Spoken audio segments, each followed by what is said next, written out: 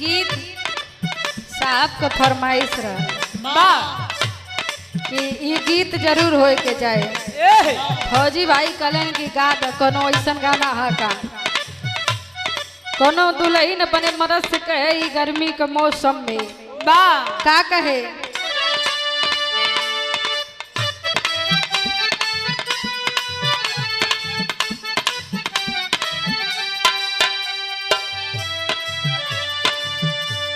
Suit सलवार रजाऊ साड़ी चुभेला कमरिया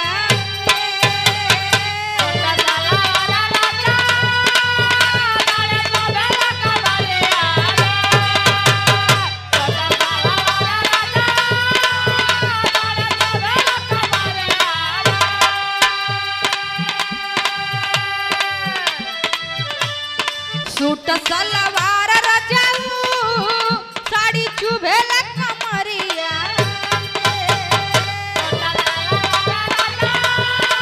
क्या बात है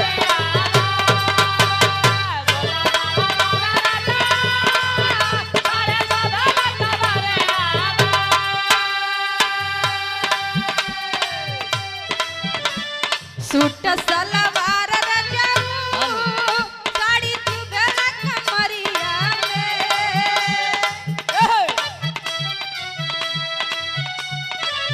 नवल किशोर यादव माता दिन के पूर्वा से दोबारा 100 रुपए का पुरस्कार बहुत बहुत प्रणाम।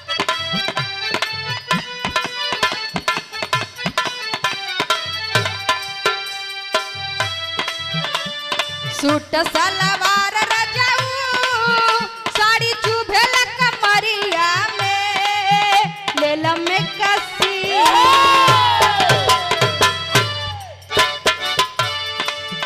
लेला में कसी मजा दी गरमिया में लेला में कसी मजा दी गरमिया क्या बात है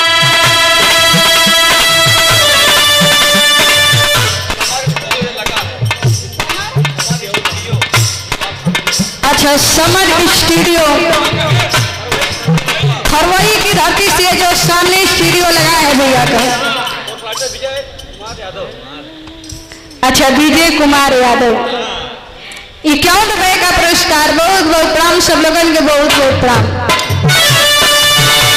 और रात भर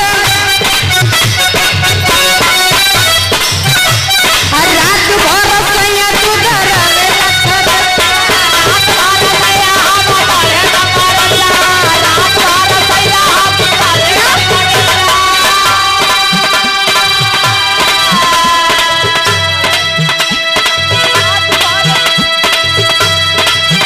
लॉकडाउन का कमाल है रात भर सैया हमर पढ़े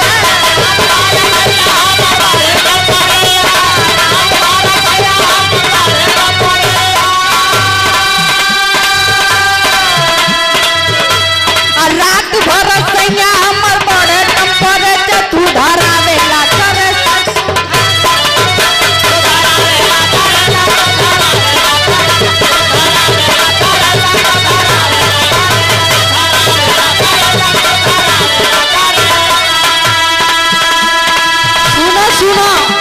कबहू हमारो मन के कहू काम कैला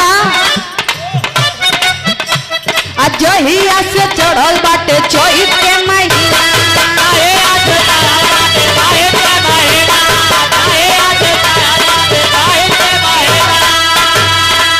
ए सुना हो घरवा न रहेला बलन